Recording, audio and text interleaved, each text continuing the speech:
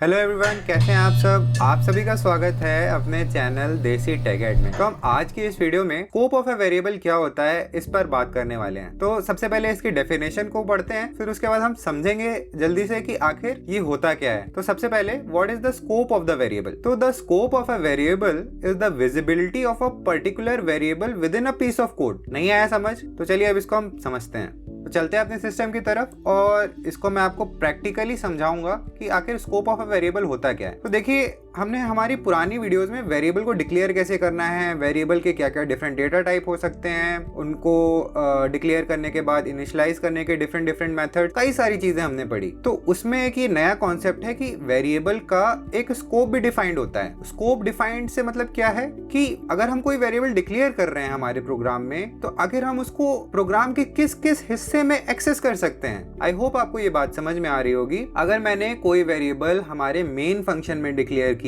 जैसे for example जैसे मैंने यहाँ पे var a = 20 लिखा है, तो स्कोप ऑफ अ वेरिएबल मुझे ये बताएगा कि आखिर मैं इस वेरिएबल a को पूरे प्रोग्राम में कहाँ यूज कर सकता हूँ। क्या मैं उसको फॉर लूप अगर मैंने कोई डिफाइन किया है, क्या मैं उसको वहां यूज कर सकता हूं। मैंने कोई दूसरा लूप बॉडी बनाया है, क्या मैं उसको वहां यूज कर सकता हूं। क्या मैं उसे किसी यूजर डिफाइंड फंक्शन में यूज कर सकता हूं। तो आखिर मैं उस वेरिएबल को कहां एक्सेस कर सकता हूं, ये चीज डिफाइन होती है स्कोप ऑफ अ वेरिएबल में। तो अब आपको ये समझना है कि जब हम कोई भी प्रोग्राम लिखते हैं तो आप उसको देखेंगे कि हम हमारे प्रोग्राम को छोटे छोटे हिस्से में डिवाइड कर सकते हैं। छोटे छोटे हिस्से में डिवाइड कर सकते हैं से मतलब क्या है कि हमारे पास different block of codes available होते हैं एक बड़े से प्रोग्राम में। जैसे हमारा एक मेन फंक्शन हुआ, जैसे आपके स्क्रीन के सामने ये जो एग्जांपल प्रोग्राम लिखा हुआ है जो हमारी वैल्यू प्रिंट कर रहा है 10 से 1 तक की, तो इसमें हमें 2 ब्लॉक ऑफ कोड मिल रहे हैं। एक मेन फंक्शन का ब्लॉक ऑफ कोड, मेन हमारा फंक्शन है, उसके अंदर हमने सारी चीजें अपनी लिखी हुई हैं, तो ये भी एक ब्लॉक ऑफ कोड हुआ। फिर हमने एक फॉर लूप इसमें डाला हुआ है, तो फॉर लूप पैरेंथेसिस के अंदर एक दूसरा ब्लॉक ऑफ कोड हमको यहाँ पे मिल रहा है। तो हमारे पास एक ही प्रोग्राम में 2 जगह 2 रीजन मिल गए जहाँ पे हम वेरिएबल डिक्लेयर कर सकते हैं। तो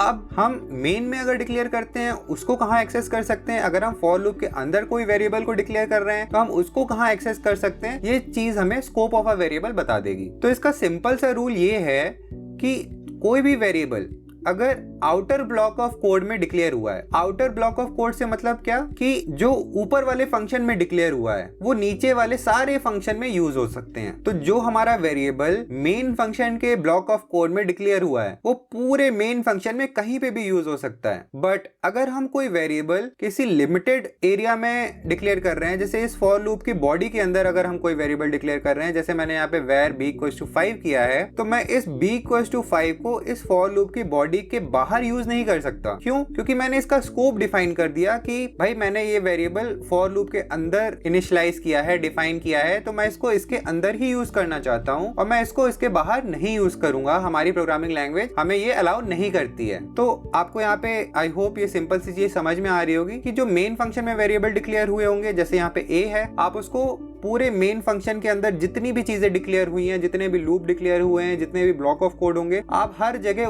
वहां पे a को यूज कर सकते हैं। बट अगर आपने जैसे यहाँ पे फॉर लूप में मैंने एक वेरिएबल b डिक्लेयर किया हुआ है, तो अगर मैं उसको चाहूँ कि मैं इस फॉर लूप के बाहर यूज करूँ तो वो हमें हमारी प्रोग्रामिंग लैंग्वेज यूज करने नहीं देगी। तो इतना सिंपल सा फंडा है ये। वैसे अभी मैंने यहाँ पे एक छोटे से प्रोग्राम से आपको समझाया है, मैं आगे चल के इसको और अच्छे से समझाने की कोशिश करूंगा। बस आपको सिंपल सा फंडा ये ध्यान रखना है कि हर वेरिएबल का स्कोप होता है जहाँ पे वो डिफाइंड होता है, और जहाँ पे वो डिफाइंड होता है वहीं पे हम उस वेरिएबल को एक्सेस कर सकते हैं। जैसे यहाँ पे जो मेन के अंदर हमने डिक्लेयर किया है उस वेरिएबल को हम सारी जगह यूज कर सकते हैं, और जैसे फॉर लूप के अंदर हमने b को डिक्लेयर किया है तो हम उसको सिर्फ फॉर लूप में ही एक्सेस कर सकते। अगर हम हमारे वेरिएबल b को बाहर एक्सेस करने की कोशिश करेंगे फॉर लूप की, तो हमें एरर मिलेगा जैसे अनरिजॉल्व्ड रेफरेंस। तो आई होप आपको ये सिंपल सी चीज समझ में आई होगी। तो हम इसी चीज की डेफिनेशन भी पढ़ लेते हैं। जो मैंने अभी आपको समझाया ये वही चीज है कि the scope of a variable is only with in the block inside which it is defined. तो आई होप आपको ये सिंपल सी वीडियो समझ में आई होगी। तो इतना था इस वीडियो के लिए। अगर आपको ये वीडियो अच्छी लगी हो तो इस वीडियो को लाइक करें, अपने दोस्तों के साथ शेयर करें और चैनल को सब्सक्राइब करना ना भूलें। तो मिलते हैं अगली वीडियो में।